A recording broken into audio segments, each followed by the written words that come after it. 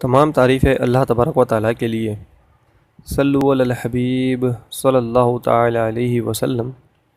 السلام علیکم ورحمۃ اللہ وبرکاتہ۔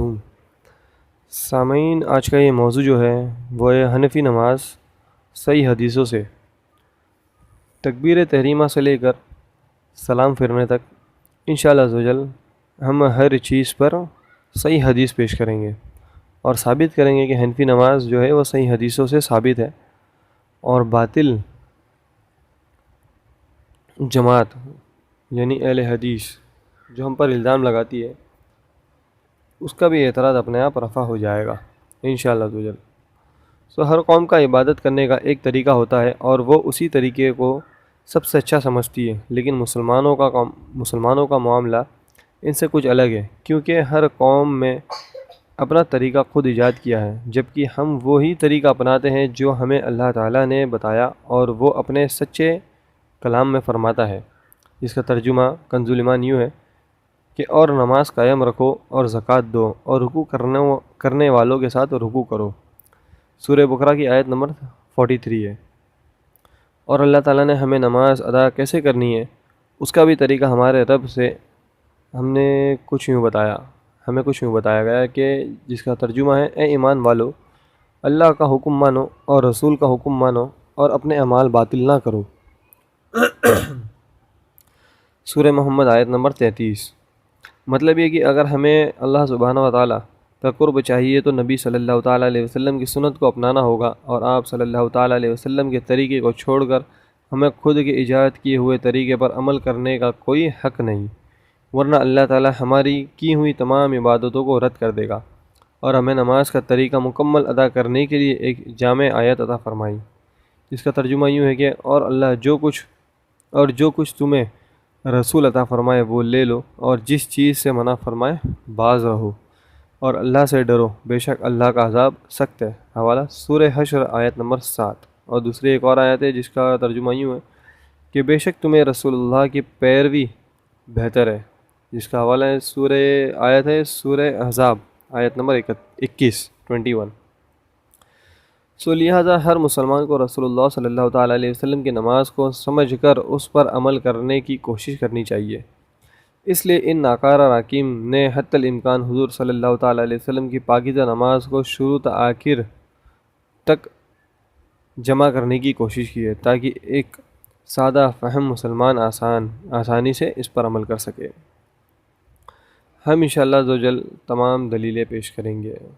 ہمیں نماز کیسی پڑھنی چاہیے، اس کے لیے حدیث شریف کی طرف رجوع کرتے ہیں، جس کا ترجمہ یوں ہے کہ حضرت مالک بن حویرث رضی اللہ تعالیٰ عنہ نے روایت کی کہ اللہ کے رسول صلی اللہ علیہ وسلم نے فرمایا، نماز اس طرح پڑھنا جس طرح مجھے نماز پڑھتا دیکھو۔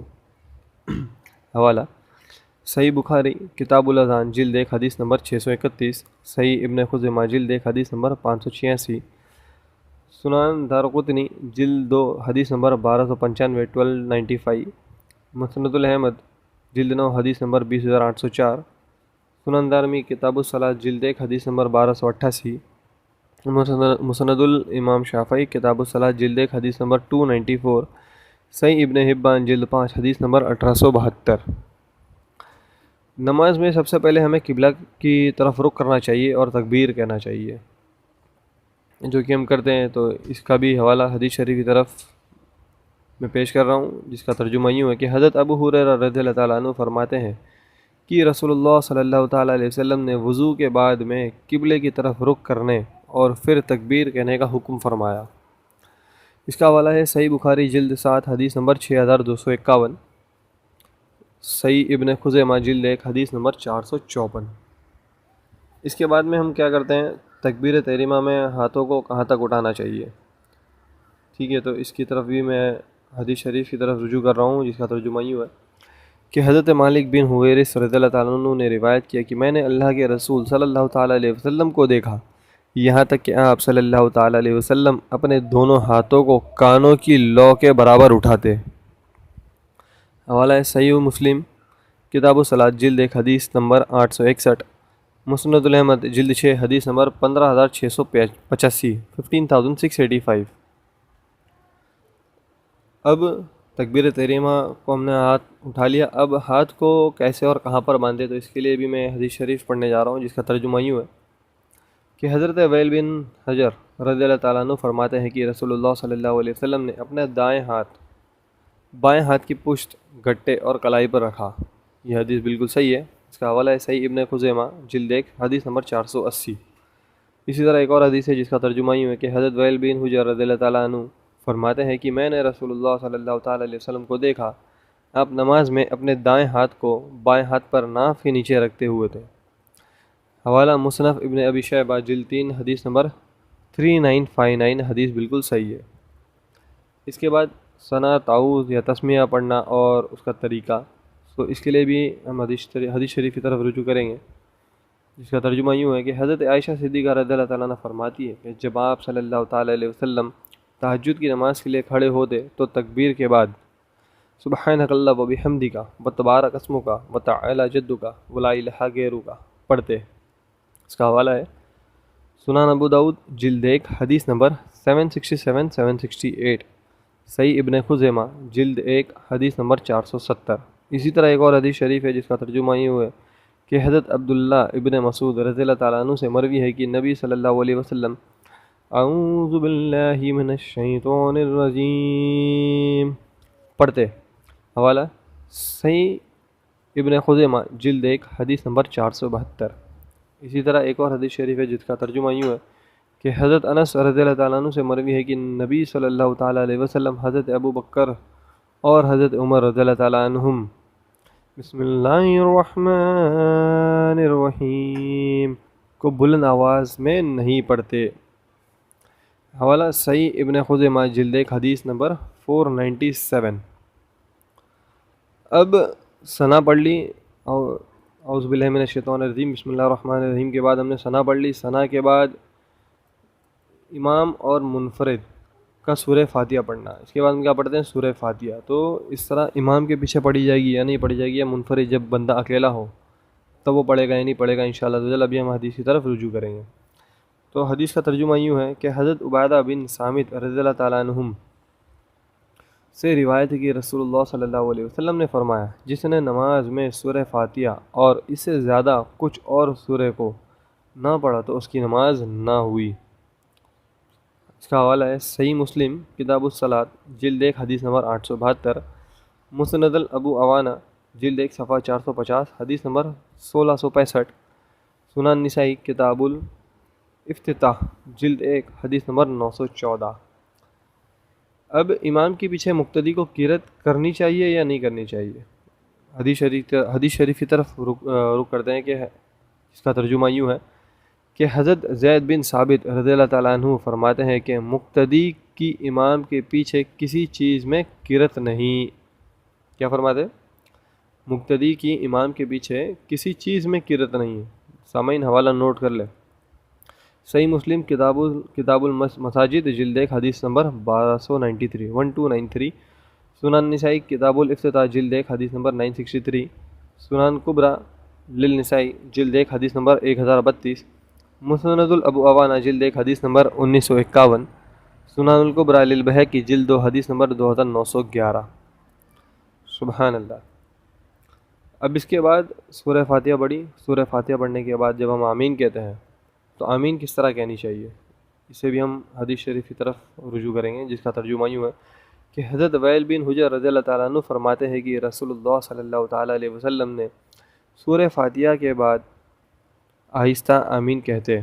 حدیث بالکل درست ہے، بالکل صحیح ہے، جس کا حوالہ یوں ہے مسند الطیالسی جلد 2 صفحہ 360 حدیث نمبر 1117، سنن ترمذی کتاب الصلاۃ جلد 1 حدیث نمبر 235، مستدرک للحاکم جلد 2 حدیث نمبر 2913، مسند الاحمد جلد 8 حدیث نمبر 19048، سنن بیہقی جلد 2 حدیث نمبر 2447، سنن درقطنی کتاب الصلاۃ جلد 2 حدیث نمبر 1255، معجم الکبیر جلد 22 صفحہ 9، صحیح ابن حبان جلد 5 صفحہ نمبر 109 حدیث نمبر 1805۔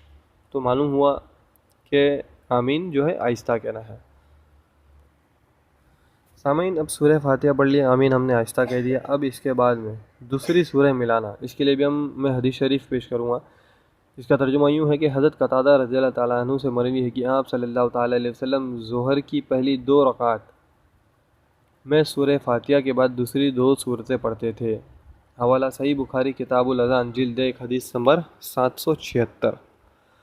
اسی طرح عصر اور مغرب ہلکی اور ظہر کی نماز درمیانی پڑھنی چاہیے، جس کے لیے میں حدیث پھر پڑھنے جا رہا ہوں، جس کا ترجمہ یوں ہے کہ حضرت ابو ہریرہ رضی اللہ تعالیٰ عنہ فرماتے ہیں کہ رسول اللہ صلی اللہ علیہ وسلم ظہر کی 2 رکعت لمبی پڑھتے اور 2 مختصر، یعنی ظہر درمیانی پڑھتے، عصر کو مختصر پڑھتے اور مغرب کی نماز میں مفصل چھوٹی صورت تلاوت فرماتے۔ حوالہ سنن نسائی جلد 1 حدیث نمبر 986۔ اسی طرح فجر کی نماز لمبی پڑھ سکتے ہیں۔ حدیث کا ترجمہ یوں ہے کہ حضرت ابو بریدہ اسلمی رضی اللہ تعالیٰ عنہ فرماتے ہیں کہ رسول اللہ صلی اللہ تعالیٰ علیہ وسلم فجر کی نماز میں 60 سے لے کر 100 رکعت پڑھتے، یعنی لمبی قرات فرماتے۔ حوالہ صحیح بخاری جلد 1 کتاب الاذان حدیث نمبر 771۔ اسی طرح فجر کی 2 رکعت میں بلند آواز سے قرات کرنا بھی ثابت ہے، جس حدیث کا ترجمہ یوں ہے کہ حضرت عبداللہ ابن عباس رضی اللہ تعالیٰ عنہ روایت کرتے ہیں کہ نبی صلی اللہ تعالیٰ علیہ وسلم فجر کی نماز اپنے اصحاب کے ساتھ پڑھ رہے تھے اور ان کی قرات کو جنوں نے سنا۔ حوالہ صحیح بخاری جلد 1 کتاب الاذان حدیث نمبر 773 اور دیکھیے کہ حضرت انس رضی اللہ تعالیٰ عنہ کی روایت صحیح ابن خزیمہ میں کتاب الصلاۃ جلد 3 حدیث نمبر 1592۔ یہ والی حدیث جو ہے ضعیف ہے، اس کی سند ضعیف ہے، لیکن اس شواہد کی وجہ سے حسن صحیح ہو جاتی ہے۔ پہلی 2 رکعت میں بلند آواز سے قرات کرنا اور پچھلی رکعت میں آہستہ سے قرات کرنا، یعنی کہ مغرب کی نماز میں بھی ہے، ثابت ہے کہ اس کا حوالہ ہے صحیح بخاری جلد 1 کتاب الاذان حدیث نمبر 763 764۔ عشاء کی نماز میں بھی ثابت ہے، حوالہ صحیح بخاری جلد 1 کتاب الاذان حدیث نمبر 766 767۔ ان کی پہلی 2 رکعت میں بلند آواز سے قرات فرماتے اور باقی میں آہستہ سے۔ اب پہلی رکعت کا دوسری رکعت کے مقابلے میں لمبی ہونا، تو اس پر بھی حدیث شریف ہے کہ حضرت ابو قتادہ رضی اللہ تعالیٰ عنہ سے مروی ہے کہ آپ صلی اللہ تعالیٰ علیہ وسلم صبح کی پہلی رکعت دوسری رکعت سے لمبی فرماتے۔ حوالہ صحیح بخاری جلد 1 کتاب الاذان حدیث نمبر 758 759۔ اب سامعین، ہم نے تکبیر تحریمہ کر لیا، ثنا پڑھ لی، سورہ فاتحہ پڑھ لی، آمین آہستہ سے کہا، پھر ایک ہم نے اس کے آگے سورہ ایڈ کری۔ اس کے بعد جب ہم رکوع میں جائیں گے تو پہلے جو غیر مقلدین ہیں وہ رفع یدین کرتے ہیں، ہمارے نزدیک رفع یدین منسوخ ہے، حنفیوں کے نزدیک۔ تو پہلے رفع یدین کرنا جو جائز تھا، اس کا حوالہ میں پیش کر رہا ہوں کہ حضرت عبداللہ بن عمر رضی اللہ تعالیٰ عنہ فرماتے ہیں کہ رسول اللہ صلی اللہ علیہ وسلم رفع یدین یعنی اپنے ہاتھوں کو کانوں کی لو کے برابر کرتے جیسے نماز کے شروع میں کرتے ہیں، اور اللہ اکبر کہتے ہوئے رکوع میں چلے جاتے ہیں۔ حوالہ صحیح بخاری جلد 1 کتاب الاذان حدیث نمبر 736 737۔ یہ تھی حدیث رفع یدین کرنے کی، جب یہ رفع یدین جائز تھا، لیکن بعد میں رفع یدین جو ہے وہ منسوخ ہو گیا۔ اب اس کی بھی دلیل ملاحظہ فرمائے کہ رفع یدین جو ہے منسوخ ہو چکا، جس کا ترجمہ یوں ہے کہ حضرت علقمہ روایت کرتے ہیں کہ عبداللہ ابن مسعود رضی اللہ تعالیٰ عنہ نے فرمایا، کیا میں تمہیں نبی صلی اللہ علیہ وسلم کی نماز نہ پڑھاؤں؟ راوی کہتے ہیں کہ پھر آپ نے نماز پڑھائی اور ایک بار یعنی نماز کے آغاز کے وقت تکبیر تحریمہ کے ٹائم پہ، اس کے علاوہ رفع یدین نہیں کیا، اور یہ حدیث جو ہے حسن صحیح ہے۔ سامعین، اس کی تخریج نوٹ کریں، مصنف ابن ابی شیبہ جلد 2 حدیث 2456، سنن ترمذی کتاب الصلاۃ جلد 1 حدیث نمبر 243، سنن نسائی کتاب الافتتاح جلد 1 حدیث نمبر 1029، مسند الابو یعلا جلد 8 صفحہ 453 454 حدیث نمبر 5040، سنن کبریٰ للنسائی جلد 1 حدیث نمبر 649، مسند الاحمد جلد 2 حدیث نمبر 3481، سنن ابو داؤد کتاب الصلاۃ جلد 1 حدیث نمبر 744، شرح معنی الاثار کتاب الصلاۃ جلد 1 حدیث نمبر 1258، معظم الکبیر جلد 9 حدیث نمبر 9298، آثار سنن صفحہ 150 حدیث نمبر 402، المحلی جلد 3 صفحہ 4، نصب الریا جلد 1 صفحہ 394 حدیث نمبر 1705 1706، مدینۃ الکبریٰ جلد 1 صفحہ 69، مسند الطحاوی جلد 5 صفحہ 364 حدیث نمبر 5066، تمہید للابن عبد البر جلد 9 صفحہ 215، جمع الفوائد جلد 1 صفحہ نمبر 73، اطاف المہر جلد 10 صفحہ 392، تیسر الوصول جلد 1 صفحہ 326، مختصر الاحکام جلد 2 صفحہ 103، شرح سنہ للبغاوی جلد 3 صفحہ 24، تحت الحدیث 561، نقب الافکار جلد 4 صفحہ 163، الدرایہ جلد 1 صفحہ 150، جز رفع یدین حدیث نمبر 32۔ اسی طرح ایک اور حدیث شریف ہے کہ حضرت جابر بن سمورہ رضی اللہ تعالیٰ عنہ فرماتے ہیں کہ رسول اللہ صلی اللہ تعالیٰ علیہ وسلم ہمارے پاس تشریف لائے اور فرمایا کہ کیا بات ہے کہ میں تم کو رفع یدین کرتے ہوئے دیکھتا ہوں جیسے سرکش گھوڑوں کی دم ہے، نماز میں سکون اختیار کرو۔ کیا فرمایا؟ جو رفع یدین بار بار کرتے ہیں ان کے بارے میں فرمایا کہ سرکش گھوڑوں کی دم، تو نماز میں سکون اختیار کرو۔ حوالہ صحیح مسلم کتاب الصلاۃ جلد 1 حدیث نمبر 963، سنن ابو داؤد جلد 1 حدیث نمبر 988۔ معلوم ہوا کہ رفع یدین جو ہے وہ منسوخ ہو چکی ہے۔ اب اس کے بعد ہم رکوع کی طرف جاتے ہیں، تو رکوع میں ہم ہاتھ کہاں رکھیں؟ حدیث کا ترجمہ ہے کہ حضرت ابو حمید سعدی رضی اللہ تعالیٰ عنہ فرماتے ہیں کہ رسول اللہ صلی اللہ علیہ وسلم جب رکوع کرتے تو گھٹنوں کو اپنے ہاتھوں سے پوری طرح پکڑ لیتے اور اپنی پیٹھ کو جھکا دیتے۔ حوالہ صحیح بخاری جلد 1 کتاب الاذان حدیث نمبر 828۔ رکوع میں جانے کے بعد رکوع کی کیا تسبیح ہے؟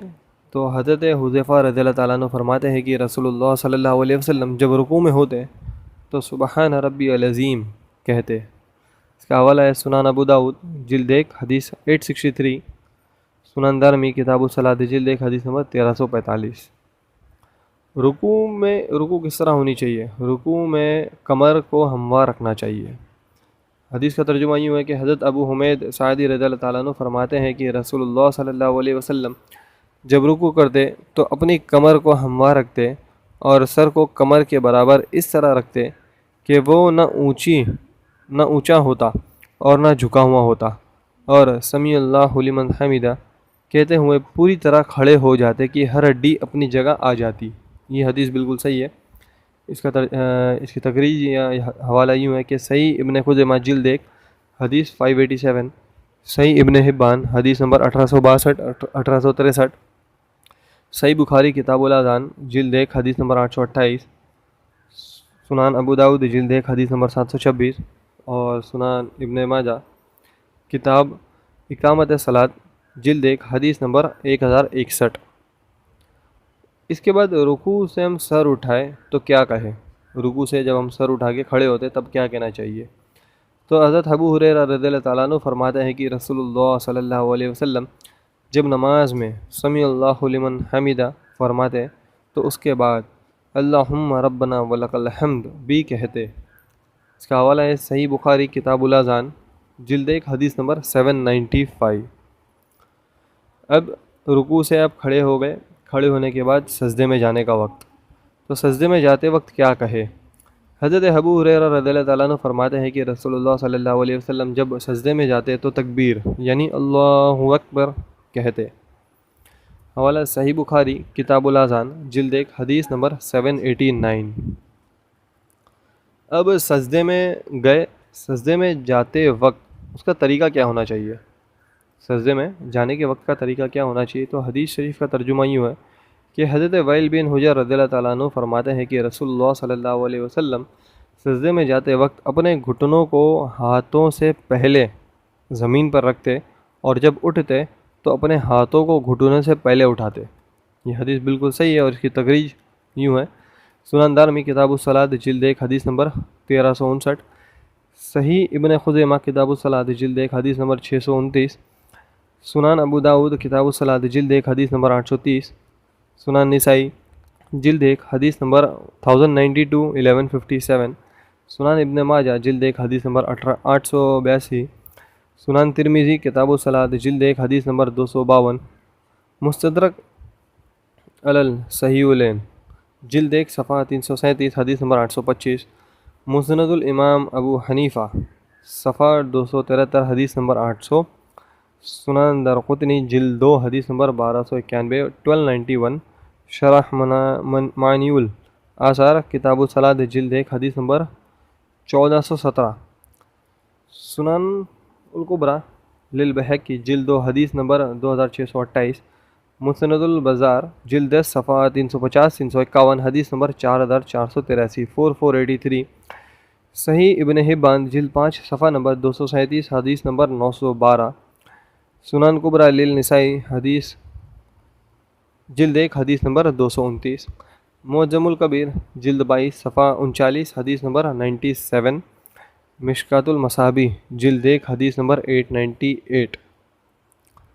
تو سامعین، یہ جو میں نے بتایا یہ سجدے میں جانے کا طریقہ۔ اب آپ سجدہ کیسے کریں، سجدے میں آپ جب گئے تو سجدہ کیسے کریں، اس حدیث شریف کا ترجمہ یوں ہے کہ حضرت وائل بن حجر رضی اللہ تعالیٰ عنہ فرماتے ہیں کہ جب رسول اللہ صلی اللہ علیہ وسلم سجدے میں گئے تو اپنی ہتھیلیوں کے درمیان سجدہ کیا، یعنی 2 ہاتھ کی جو ہتھیلی ہے اس کے درمیان میں آپ نے سجدہ کیا۔ حوالہ مسند الاحمد جلد 8 حدیث نمبر 19071۔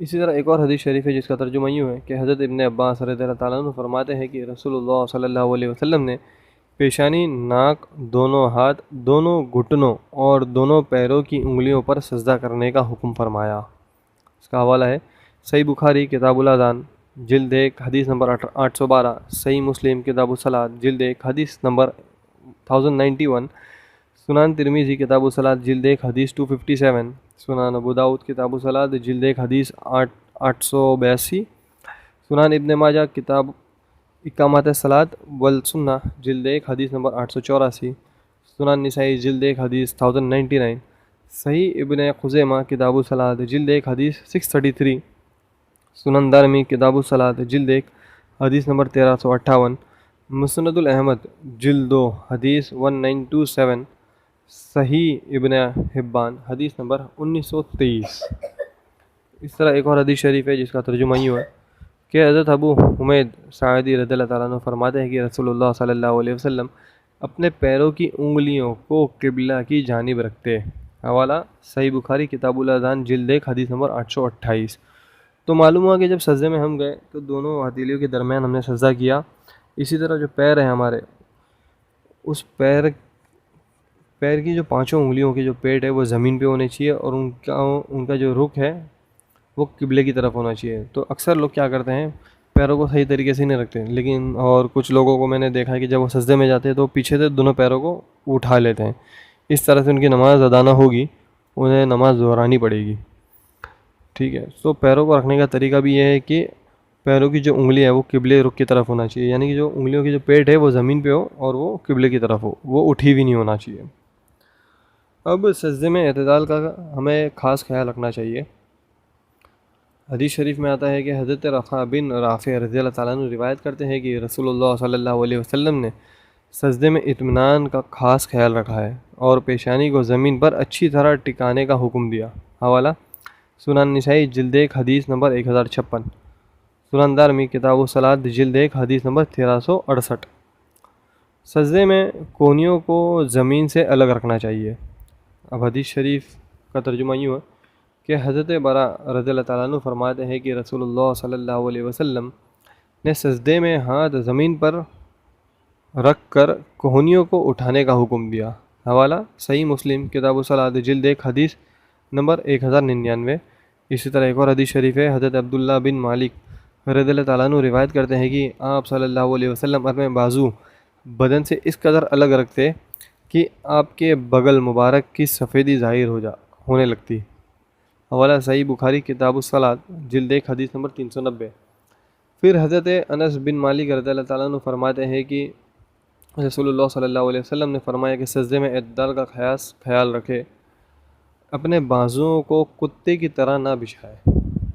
کس طرح نہ بچھایا کرے؟ کتوں کی طرح نہ بچھایا کرے۔ حوالہ صحیح بخاری کتاب الاذان جلد 1 حدیث نمبر 882، صحیح مسلم کتاب الصلاۃ جلد 1 حدیث نمبر 1097، سنن ابن ماجہ کتاب اقامت صلاۃ و سنہ جلد 1 حدیث نمبر 892، سنن نسائی جلد 1 حدیث نمبر 1106، سنن دارمی کتاب الصلاۃ جلد 1 حدیث نمبر 1361۔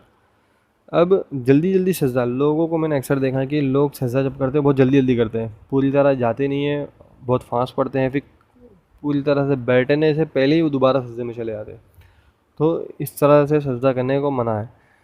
حدیث شریف کا ترجمہ یہ ہے کہ حضرت عبداللہ بن حمید بن جعفر رضی اللہ تعالیٰ عنہ فرماتے ہیں کہ رسول اللہ صلی اللہ علیہ وسلم نے سجدے میں کوے کی طرح ٹونگے مار رہے ہیں، یعنی جلدی جلدی سجدہ کرنے سے منع فرمایا، اور اس سے بھی منع فرمایا کہ آدمی اونٹ کی طرح ایک جگہ مقرر فکس کر لے۔ حوالہ صحیح ابن خزیمہ کتاب الصلاۃ جلد 1 حدیث نمبر 662، سنن ابو داؤد کتاب الصلاۃ جلد 1 حدیث نمبر 854، سنن دارمی کتاب الصلاۃ جلد 1 حدیث نمبر 1362، سنن نسائی جلد 1 حدیث نمبر 1115۔ اب سجدے میں آپ چلے گئے، اطمینان سے آپ سجدہ کیا، سجدے میں تسبیح کیا پڑھی جائے؟ حدیث شریف کا ترجمہ یہ ہے کہ حضرت حذیفہ رضی اللہ تعالیٰ عنہ فرماتے ہیں کہ رسول اللہ صلی اللہ علیہ وسلم سجدے میں سبحان ربی العلیٰ کہتے۔ حوالہ سنن ابو داؤد جلد 1 حدیث نمبر 866، سنن دارمی کتاب الصلاۃ جلد 1 حدیث نمبر 1345۔ اس طرح سبحان ربی العلیٰ 3 دفعہ کہا یا سے زائد۔ اس کے بعد میں آپ نے سجدے سے سر اٹھایا، تو سر اٹھاتے وقت کیا کہے؟ سجدے سے سر اٹھاتے وقت کیا کہے؟ حضرت ابو ہریرہ رضی اللہ تعالیٰ عنہ نے روایت کیا کہ آپ اللہ اکبر کہتے ہوئے اپنے سر اقدس کو اٹھاتے۔ حوالہ صحیح بخاری کتاب الاذان جلد 1 حدیث 789۔ اب سجدے سے سر اٹھایا تو آپ قاعدے میں بیٹھے، قاعدے میں بیٹھنے کا طریقہ کیا ہے؟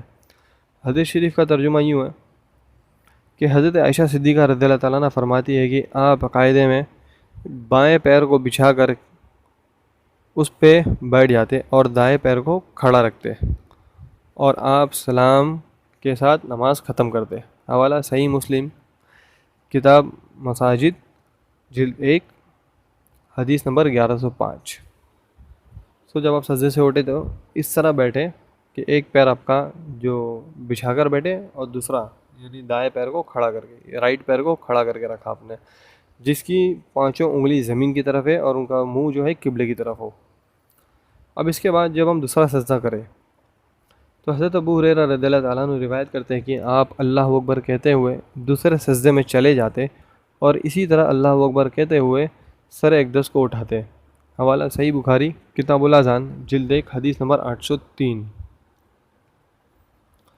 سجدے سے اٹھتے وقت اس کا طریقہ کیا ہونا چاہیے؟ حدیث شریف میں آتا ہے کہ حضرت وائل بن حجر رضی اللہ تعالیٰ عنہ فرماتے ہیں کہ رسول اللہ صلی اللہ علیہ وسلم جب سجدے سے اٹھتے تو اپنے ہاتھ کو گھٹنوں سے پہلے اٹھاتے۔ اس کا حوالہ یعنی تخریج نوٹ کر لیں، سنن دارمی کتاب الصلاۃ جلد 1 حدیث 1359، صحیح ابن خزیمہ کتاب الصلاۃ جلد 1 حدیث 629، سنن ابو داؤد کتاب الصلاۃ جلد 1 حدیث نمبر 830، سنن نسائی جلد 1 حدیث 1092 اور 1157، سنن ابن ماجہ جلد 1 حدیث نمبر 882، سنن ترمذی کتاب الصلاۃ جلد 1 حدیث نمبر 252، مستدرک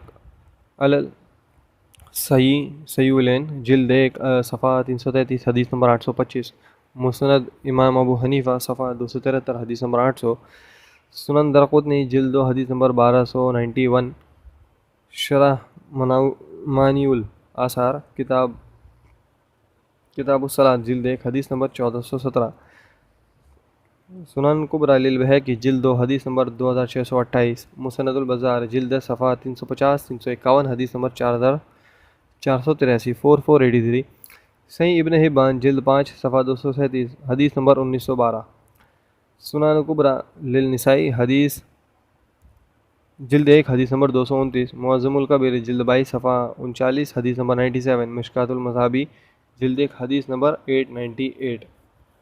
اس کے بعد جب آپ اچھی طرح کھڑے ہو جاتے ہیں تو قرأت شروع کرتے ہیں اور پھر دوسری رکعت کو اسی طرح پڑھتے ہیں جس طرح پہلی رکعت پڑھی تھی، پھر قاعدہ اولیٰ کے لیے یوں بیٹھتے جیسے 2 سجدوں کے درمیان بیٹھتے تھے۔